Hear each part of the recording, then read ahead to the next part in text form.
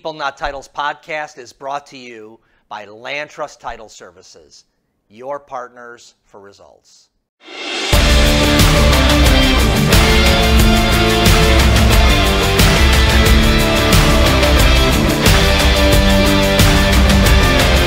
Well, hello everyone. This is Steve Kaempf, and I'm here with my compadre, Matt Lombardi. Greetings. Yes, and we are here for our third installment of Market Trends. Matt, how are you doing? I'm doing great today, all things considered. By the way, it is May 30th. May 30th. For those marking the calendar of when this is going and being recorded.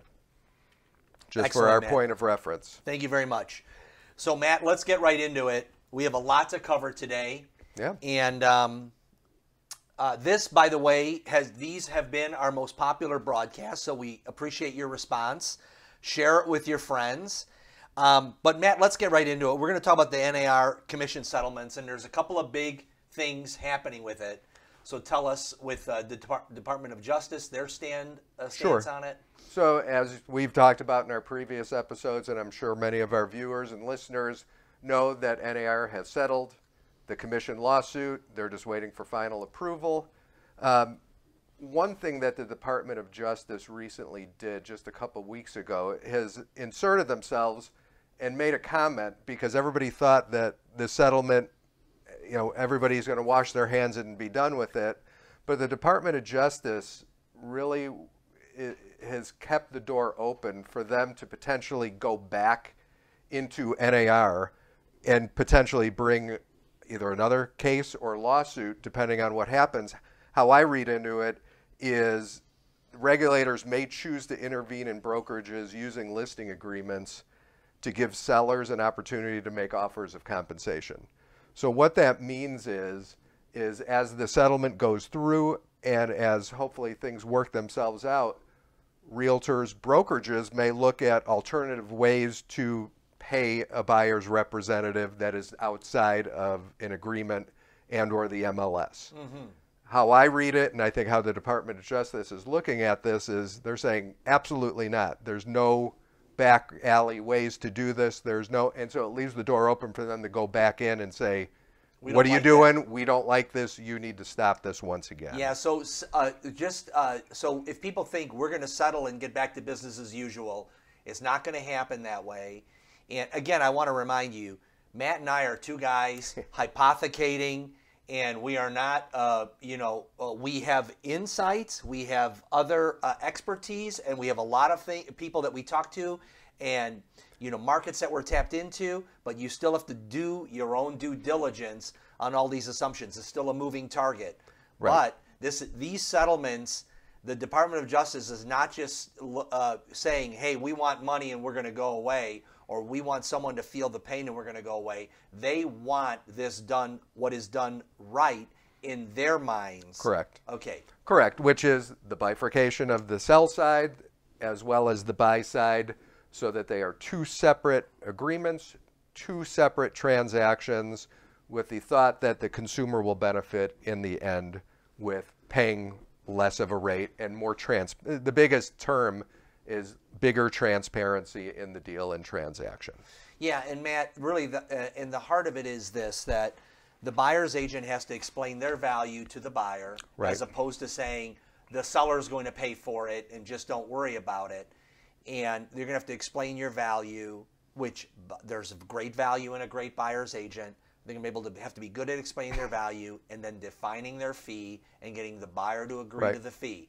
Now, can it still be paid on the seller in the form of a concession or something like that? Right. And so I believe that is the goal for many brokerages. Yes. Once again, I don't know what this potential new Department of Justice action will do in regards to that. Great. So time will tell, and we will see what transpires with this. But it's, as Steve just said, it's a moving target.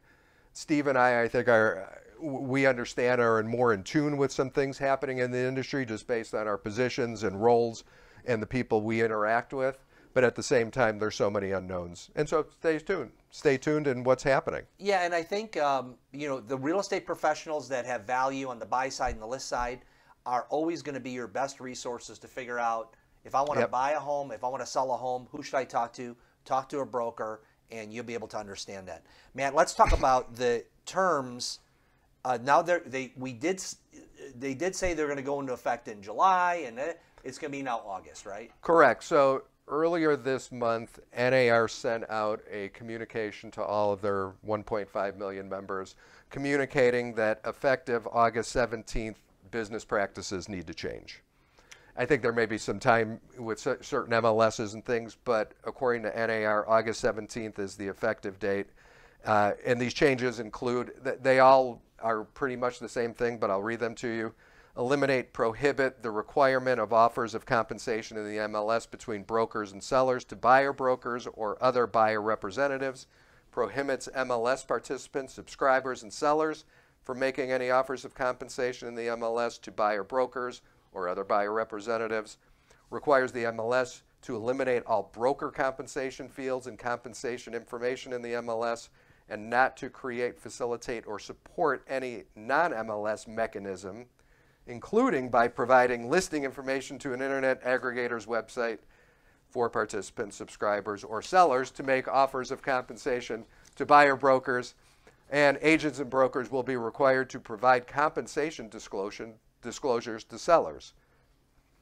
A lot going on there. And I'm sorry to be so boring with the legalese, but that's sort of what it comes down to. Is what its summation is two separate deals, transparency, let the consumer, whether that be the home seller or home buyer, know exactly what is happening, and no offers of compensation to the buyer's representatives or agents.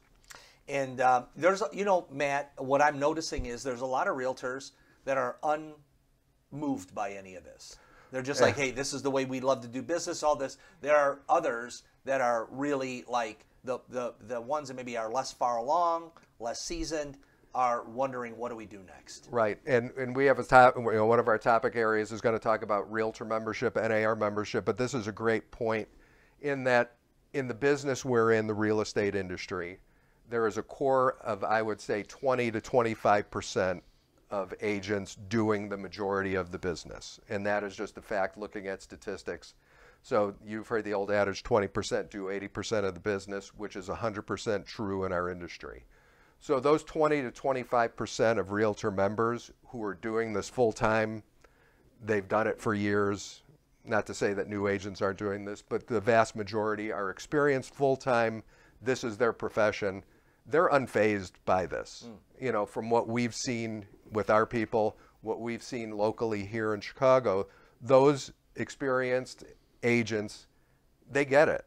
They're unfazed by it, and they're happy to go along with this. They're going to do what needs to be done on the list side. If they do buy side, they're going to do what needs to be done on the buy side. It's the other large percentage of realtors that are doing maybe one deal a year, maybe two deals a year, that now say, what do I do? I don't know how to present myself to a buyer. How do I sell my services and the advantages and qualifications that I have? But once again, for those experienced agents and those that have been in the business, most are unfazed and are just going along with this. They've been through the ups, downs, and everything in between, and they know that this is just the next step for their business. So, Matt, I want to think of because if there's buyers and sellers watching, or if there's brokers that are watching, and you're going, okay, what's my response to this? I think of, if you've ever fished with a guide before, if you've ever fished by yourself and come up empty, and then you fished with a guide and it's like, this person's making it look really easy, right? Now is the time where navigation and knowing where the fish are and understanding how to help people get what they want is going to be at a premium. And if you've positioned yourself to be able to do that, you will be valuable here. Right. If you're hoping to catch a fish here and there and all that, it may be harder to get them in the boat than ever. Absolutely. I mean, that great analogy, great example, and not to get on a fishing tangent, but yes, fish off the pier, fish in what you think are hot spots, and then go with someone, a guide or an expert on the local area, and say, no, put your line right there. Absolutely. So same thing here. And, buyer agents, buyer representatives need to show their value. They need to prove themselves, because especially in the age we're in with the limited inventory, which we'll talk about, as well as the financial challenges that potential first-time home buyers have, it's tough. And so to pay now out of pocket for the buyer's agent, this, there's a lot of speculation that this may be the catalyst for the discount broker model, which has existed for years and years. But on the buyer broker side, there's many experts that say this is going to launch really a discount format for buyer's agency. So that's something to look at. And once again, time will tell. But there's a lot of buyers out there that are going to say, I can't afford to pay what you want to charge me. And I appreciate your expertise. I appreciate what you're bringing to the table. But I just can't do this for all what I have to pay in this transaction. So that will be an interesting thing to see on the buyer's agency side with agents. But those agents that are doing the business, those agents that can, show their value. If I was a home buyer, time is money. I'm willing to pay for services rendered that make my life easier. Make my life easier. Show me the value that you're providing and the cost that it's going to cost me, and I will agree, or let's negotiate on that. Yeah, and it's not just finding a home, right? It's negotiating the home. It's navigating all the buyer process. I think there's 150 things that buyer's agents do. There's some list somewhere. Okay, Matt, let's get into NAR membership. Talk to us about NAR membership, because there's a lot of, there's 1.5 million realtors that are members of the NAR. So this is a big, the most powerful real estate lobbying group. Matt, you were part of it. Yep. You were part of the mob. Correct. I was part of the machine. Yeah, you were part of the machine, So NAR has historically published and showcased their membership figures for every year, going back to 1973. And they bragged about growth. And they always were proud of the membership numbers and showing the number of realtors. And when you show 1.5 million members, which is their current membership count, it has a lot of cachet and power, especially on the political front. When you speak to a politician and say, we have 1.5 million members ready to go to your door and knock on it and say, you vote for this or don't vote for this. Powerful statement. And not to mention, Matt, that most realtors are in their communities.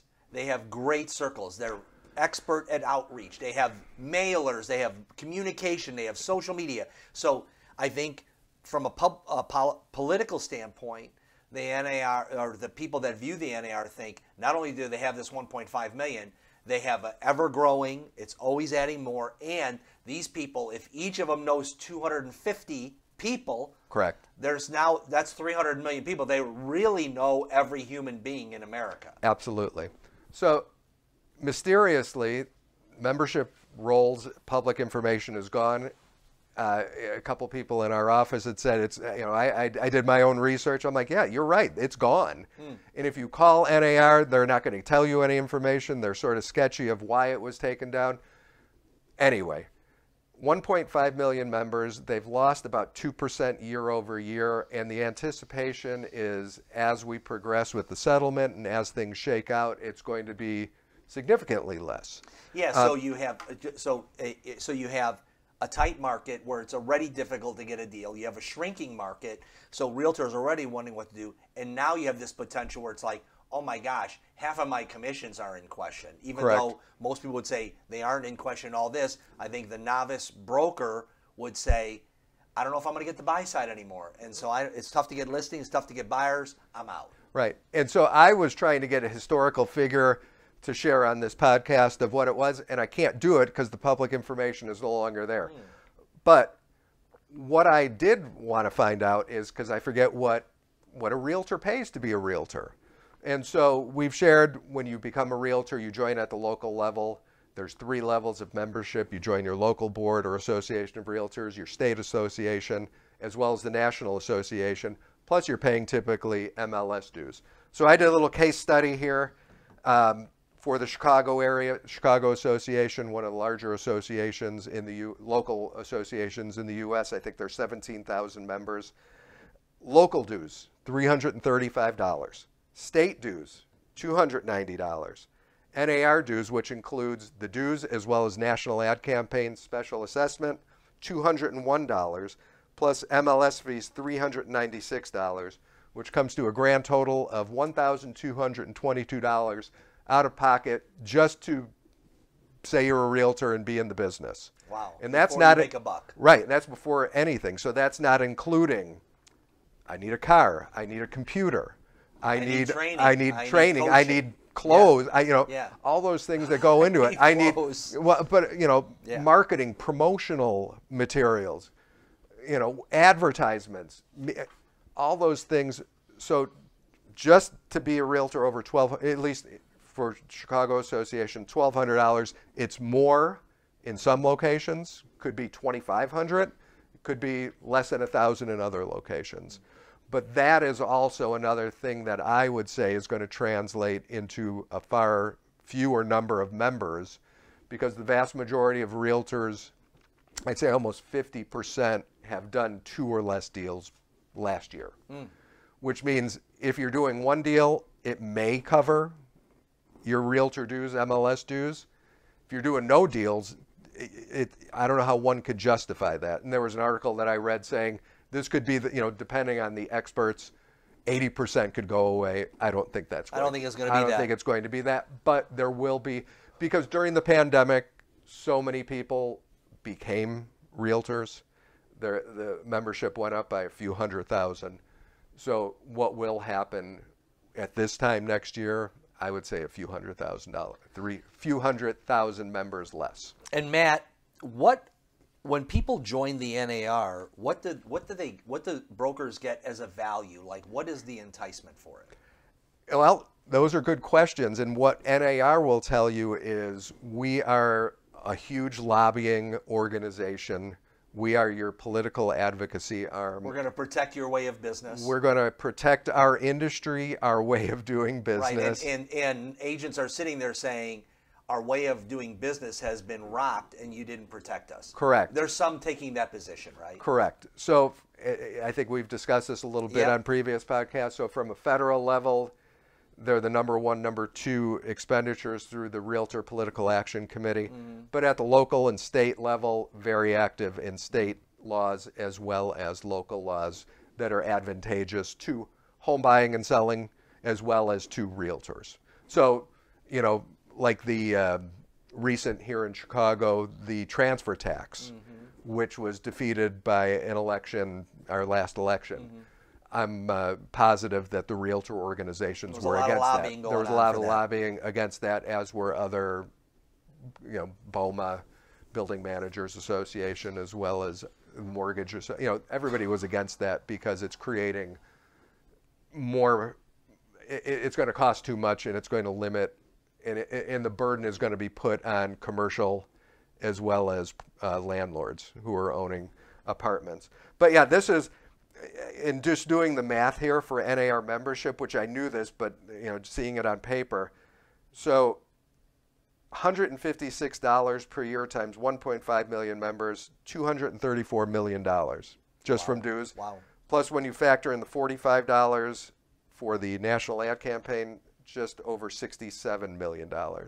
And that's a lot of money to have in your pockets, and that's, once again, one of the powers of NAR.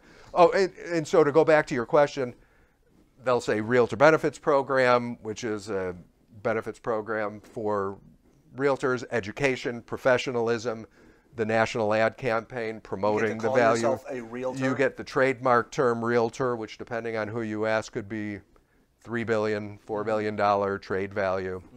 So that's what you get. Plus, you get to call yourself a realtor. Matt, when I was a young man, I joined the KISS Army. I was in the KISS Army. And I paid $20. I have many comments, but I will save them for... I paid $20 to be a part of it.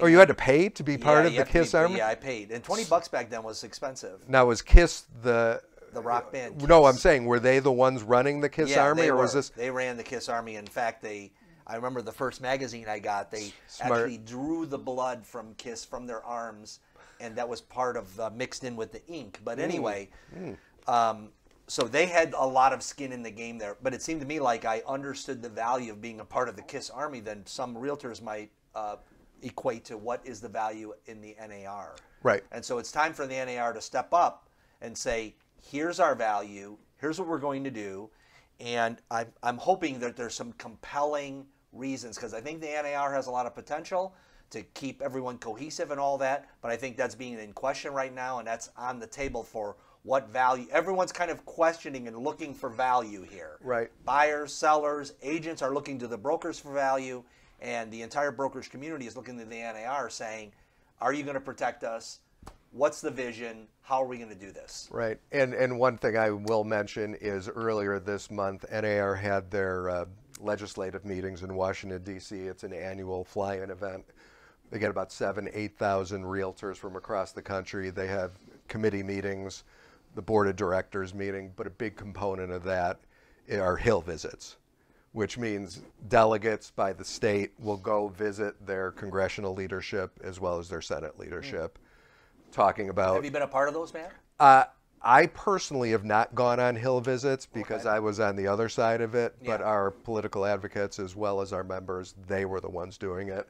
And if you look on your state association website or your local board of realtors website, I guarantee there's photos People and are photo going all the montage time. of, Yep. with Tammy Duckworth and Dick Durbin, in their office saying the realtors are here, and it's a nice showcase. So the politicians take note of it. There are obviously realtor-friendly politicians that vote with what they want. One thing that our former chief lobbyist, Jerry Giovanello, he's since retired probably 5 years ago. He was a great guy, and he said, Democrats hate us and Republicans hate us, and this is the Realtor Political Action Committee. He said they hate us because we don't support one party versus another. We support individual candidates who support what we want. So that's great. So You know- that's actually a real strength in my view. And it is. Yeah. So like if you look at But political they're not expenditures, liberal, they're not conservative, they're not falling on one side of the aisle or the other. They're really advocating for realtors' best interests and hopefully buyers and sellers. absolutely. So I All just right. wanted to mention that. Matt, let's get on. Let's move. We're moving on from the NAR. Can we do that? I think we're good. And we All right. talked about the value of what buyer brokers and buyer agencies will need to bring to the table. But yeah, keep an eye on realtor membership, because I think, depending on who you ask, it could drop partially. It will drop just because the business case for realtors to stay in the business when you're not making money, it's a tough thing to sell. Yeah, and what I will say is, with the amount of fraud that's going on, with the trickiness of the market, with all the different offers coming in a transaction, never has a good broker, realtor, been more needed and in the market. So we are big believers that this is not going to get away from the brokers. The People Not Titles podcast is brought to you by Land Trust Title Services, your partners for results. The good ones are always going to have things to do. They're always going to have value. So Absolutely. let's get on. U.S. inflation rates, Matt, and mortgage rates. I handed you something that the New York Fed, they said they came out with something that says Americans think that mortgages are going to go up to 10% in 3 years. And that caught my eye. I know that's kind of a sexy, splashy news article, but when we read the article, there wasn't much substance behind it. No. Right? But let's talk about mortgage rates. So mortgage rates are currently around 7%, which is almost on par with what they were last month. I think last year they finished just below 7%. There's been zero movement in what the Fed policy is going on. Talk a little bit about inflation rates. There was a good article that we read talking about forces from the pandemic that are still carrying over to today, which include housing costs, mortgages, rents. I think they put hotel expenditures in there. Insurance rates are still super high. What this article said is during the pandemic, used car as well as new car prices went up tremendously. They are still high. When you insure those cars, the insurance rate goes up. Plus, there's, especially here in our local area, a lot of auto thefts, smash and grabs, crazy. So anyway, there are still certain factors, and we'll talk about, if you don't mind, let's table mortgage and talk about inflation rate just for a Let's talk moment. about inflation. So the Fed, what I love is, if I had to do it over again, I would either be an economist or a meteorologist, because you never need to be right in your job. We don't even remember that they were wrong. We Right. just want to find out what they have to say again. Right. You could be wrong 50% of the time and you still have job security. Yes. You know, I'm just reading the numbers and the data and the charts, and this is what we think is going to happen. So the expectation was there would be multiple rate cuts. That is not going to happen. What Wall Street is saying is maybe there will be one rate cut this year in November or by November. Some are speculating maybe 2 additional rate cuts. Some people are saying 0 rate cuts. And the reason is because inflation is not tamped down. So the Fed wants to get inflation down to 2% per month. And there has not been a month-over-month 2% inflation rate this year. It's still hovering 3 plus, close to 4%.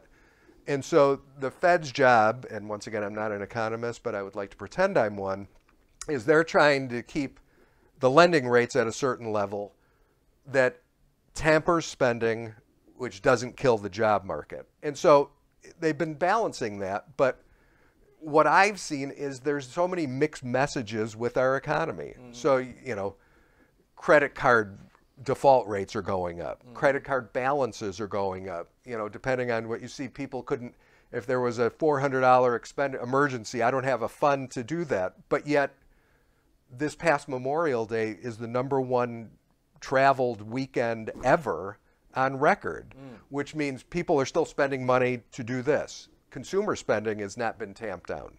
Prices have come down a little bit, but people are still spending. So to me, it's mixed messages on the inflation, but you know, according to what they look at, the economists and the experts, it's not where it needs to be. And so those rate cuts have not taken place. And that's why mortgage rates are still hovering at 7%, and they may stay in that range for the rest of the year. Yeah, and 2 things I think of, Matt. Number one, if you're sitting at home and you're waiting for rates to come down, stop waiting. Do what you got to do in terms of purchasing or buying.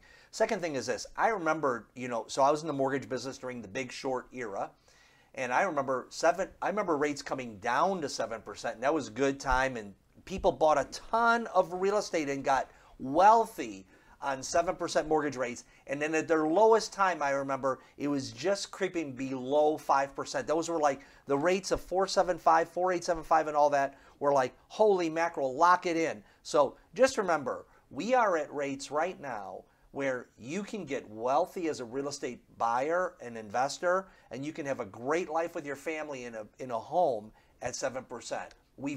Anyone who's owned a home over the last 20 years has all paid more than 7% on their mortgage payment at some point in time during the last 20 years. Absolutely. So mortgage rates fluctuate.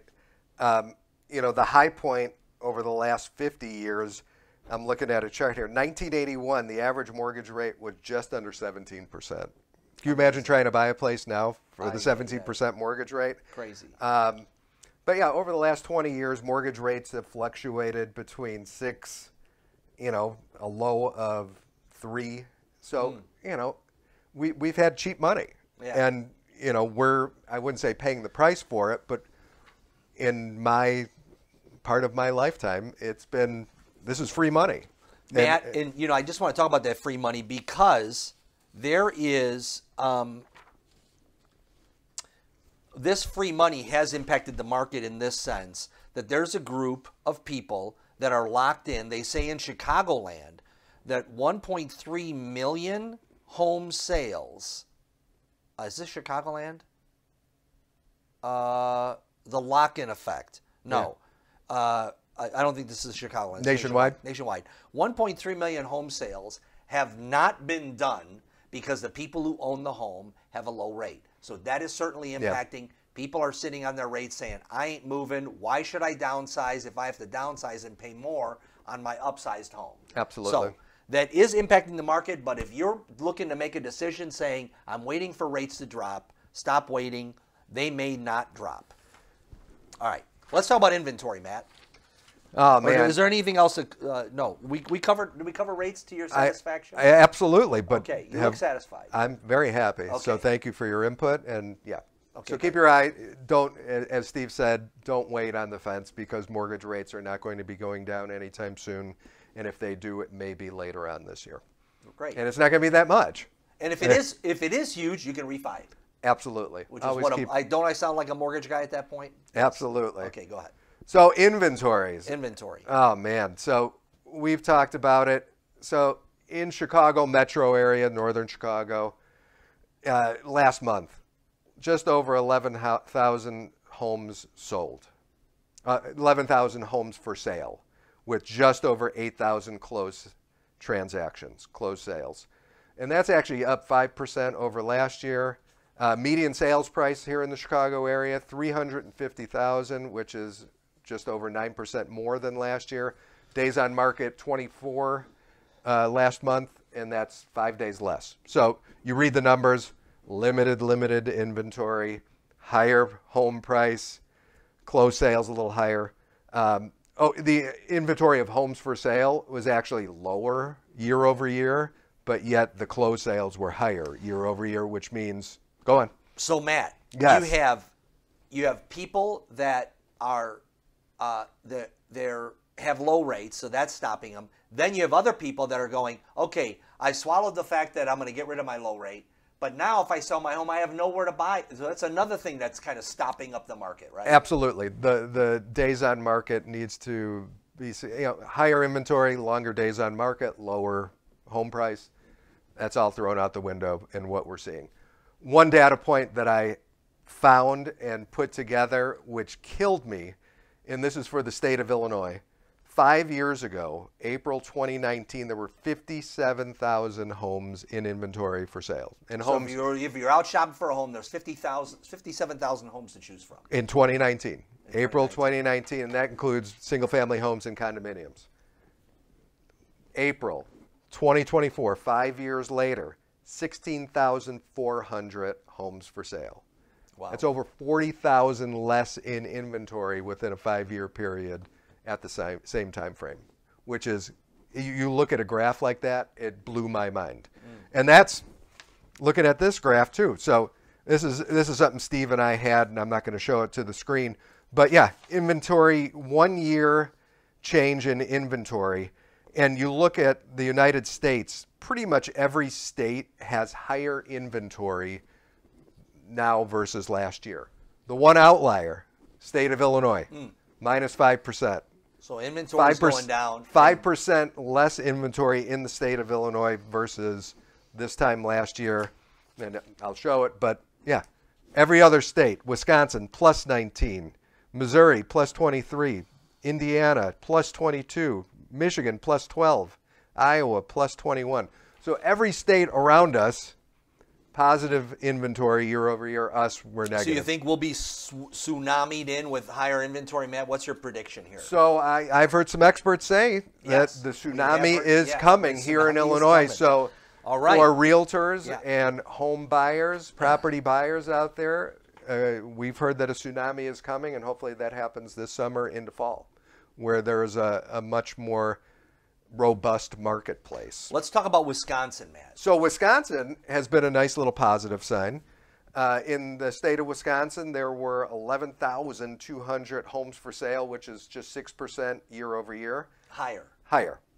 There were just over 5,500 closed sales, which is 25% higher than last year. That's amazing. Right. Median sales price for the state of Wisconsin is $300,000. And actually, in the southern Wisconsin, Milwaukee, Lake Geneva area, I believe it's just under $350,000. Okay. Which is on par with the state of Illinois now. Nice. And so, if you go to southern Wisconsin, it's booming. It's booming. And I don't know if you've been to Lake Geneva recently, Lake Como recently. Yes. There's new homes that are pre-sold. Wow. $500,000 plus So lots. Small. a lot of people. Looking to get over the border, get out of Illinois. And it used to be, I want a house for my family. I want a place to go to in the summer. Home. Now I think people are just moving there. Remote work, and people are moving there. It's become a very highly desirable area. There's a potential new development right between Lake Geneva and Lake Como. But anyway, Wisconsin, very robust, great numbers. It's a tale of two states, and I think I said this in the last podcast. Illinois, good-ish, year, month over month, year over year. Wisconsin, pretty good.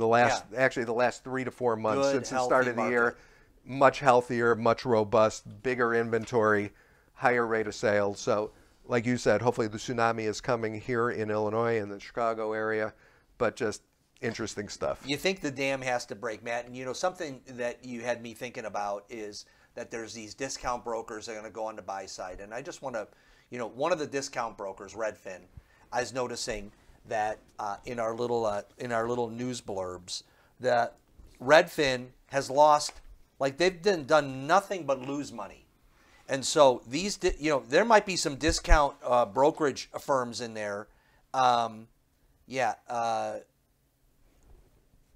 net loss of $66 billion in the first quarter. So, even though there's, you can give people out, you can give away your services, but eventually the piper is going to have to be paid. Right. And they can't make any money giving discount services. So, eventually these services are going to be sold at a place where people can be profitable and add value. Right. And what I would see is more local, specialized, small, either individuals or small groups. Yeah, there's going to be some creativity into the market. Right, that will come into play. And once again, this has happened for for as long as I could remember. It would be, list your house for 1%, get on the MLS for nothing. All those things still exist. And what consumers found is, this isn't even worth the money I'm paying. You're not doing anything for me. And I want to, that's why 90% of people use a realtor in their transaction. So things will shake out for those price-conscious buyers and sellers. They may seek out that discount model, and then they may find this wasn't worth anything, and I wasted money even at a discount to pay you. So realtors, prove your value, expand your reach, share what you're doing, and have a compelling case for why a home seller or a home buyer should use you. Matt, one of the other things that struck me as a response to all this is how United Wholesale Mortgage in the middle of May announced they're going to have the 0% down purchase program. I've heard that somewhere before in some other era. During the Big Short time, that was a big thing where you had 0% down. This may be a response to all of the things we talked about: inflation, people not being home affordability, and things like that. But it also might be a nod to brokers who are going to have to collect their commissions. And now they're thinking, okay, we can't collect commissions and have a down payment, so let's get the 0% down. What's your thoughts on that? It's going to be interesting to see what happens. And I know you had mentioned this before. I didn't read in depth the article. But yeah, you hear 0% down, and it's sort of, to me, a red flag goes up saying, uh-oh, do we really want to do that again? But we're not in the Big Short era. I agree. People are not underwater. So if United Wholesale Mortgage wants to do it and try it out, God bless. See what happens. That's a good distinction, Matt. Back one of the distinctions of the Big Short era was you had independent appraisers and 0% down. So you had homes that were really worth $300,000. They were being sold for $360,000, and there was no money down. Now there's very tight restrictions on appraised values and things like that. So I think that's going to keep things in check. So could be a good thing. We'll see. Yeah, it could be. And people are getting creative. People are getting creative. This is the time where mortgage companies, brokerages, builders, you got to be creative. You got to, life happens. People need somewhere to live. Yep. Either you're going to buy or you're going to rent. But you need to live somewhere, and so this is going to be a vibrant industry for hopefully forever. You got to be like Taco Bell, Matt, which they thought outside the bun. You got that right. Think outside the bun right now. I mean, we got Kiss Army now. We got Taco Bell. I can't wait to hear what's next. What else do we need, right? Okay, So Matt, what is on the docket for Land Trust? Let's land this jumbo jet. Yeah, absolutely. So just a couple things. Steve was a fantastic moderator for a Zoom we did. As if there's any question, man. Absolutely. It was a Realtor Zoom. It was on Title 101 as well as 2024 title market trends. Featured four of our partner attorneys, Diana Mendoza Pacheco, Josephine Hamilton, Anselmo, and John Brennick. Great discussion. So for those realtors interested, it was riveting, and I think you did a really good job of navigating and talking about the intricacies of title, the importance of working with attorneys here, at least in Illinois, as well as the partnership model. But using a good title company like Land Trust to help navigate your deal. There was a component that we talked about, seller impersonation fraud, which is huge in the industry. So anyway, the Zoom is now live. Steve, you'll put it in the notes for the podcast. Yeah, and so who should listen to this, right? So if you're a buyer or seller and you go, what am I paying for title insurance? What does my attorney do? What's the role of the agent? It's a great podcast to listen to. If you're a real estate investor and you think, hey, how do I leverage my team to be able to do good things for me? That's a great. It's great for you. And I think if you're an agent that still has a little bit of a mystery factor in your head to what happens on a title insurance, how do things get cleared off and all that, that's a good podcast to listen to. I thought our attorneys did a great job of adding value. And if you don't have a partner real estate attorney, it's a great place to look them up and partner with them. And so we haven't finalized it, a future Realtor Zoom on... a lot of power tools. Right. Yeah. So title tools to transform your business, I think, is the work. Potentially your life. Right. Absolutely. If Steve's involved, your life will be transformed in a positive way. Yep. So stay tuned for that as we get that solidified. Wisconsin, in Land Trust Wisconsin, Candace Liebner hosted a Zoom as well as in-person presentation. This recording, it's the basics of 1031 exchanges. Wonderful presentation by a gentleman named Patrick Harrigan, who's the CEO. He's an attorney. He runs a company called Gain Exchange in Wisconsin. Great partner of ours. Great session if you want to check that out. We had our spring CLE for attorneys out there. If you missed it, I would say the best CLE we've had in 2 years. And when I say that, attendance-wise, but just the content, energy, discussion, questions, breakfast burritos, and the food. I mean, everything was so good, and I appreciate all the attorneys that attended. The comments were off the charts. 100% comments of this was, the best I've ever attended. I love to see comments like Amazing. That. And so I'm going to pitch our August 13th CLE, which is going to be in Oak Brook. And the title is Life-Changing Events and Title, Marriage, Divorce, Bankruptcy, and Homestead. So another great presentation for you attorneys. We have multiple attorneys already registered for it. So yeah, and just know that if you are an agent or you're a buyer or seller that is working with Land Trust or a Land Trust attorney, we are equipping them with sword and shield to be out there in the marketplace doing battle. Absolutely, and we provide our partner attorneys with ongoing information. Our legal and compliance team is involved with the title agency. I should say title agencies with Alta, with ILTA, which are the title associations nationally and locally. Sitting on committees, helping drive policy. And so when things happen real time, we're getting our attorneys that information. And so, from a realtor perspective, the attorneys that you work with through Land Trust, they're the best of the best. And so we try and equip them with that toolbox to keep them on with what's happening in the industry from a legal and compliance standpoint. So, beautiful. All right. Is that it, Matt? I mean, we can keep talking about it. I'm more interested in the KISS Army days, but maybe that's a side podcast. But no, this is good stuff. And so we appreciate all the viewers and listeners, the thousands of viewers and listeners out there. As you see, Steve and I are stepping up our wardrobe. Amazing. To try, we usually wrap this up. So I'm going to ask you the question: how you feeling about the Cubs now with this point in the season? So I would say we've hit a dry spot. But I'm feeling a bounce back. Bounce back, feeling yeah. a bounce back. Cubs are now 28-28, 500. And I unfortunately was watching the game with now Kyle Hendricks, our former all-star starter, now put into middle relief. And as soon as he served up a 3-run home run, I just said I can watch no more, and it was over. But yes, I agree with you. I'm hoping for a little bounce back as the season warms up. And for you White Sox fans out there, I'm sorry. How are they? What is their record? I think they've won 15 games. They have the worst record in Major League Baseball. For you Wisconsin fans, the Milwaukee Brewers are doing just fine.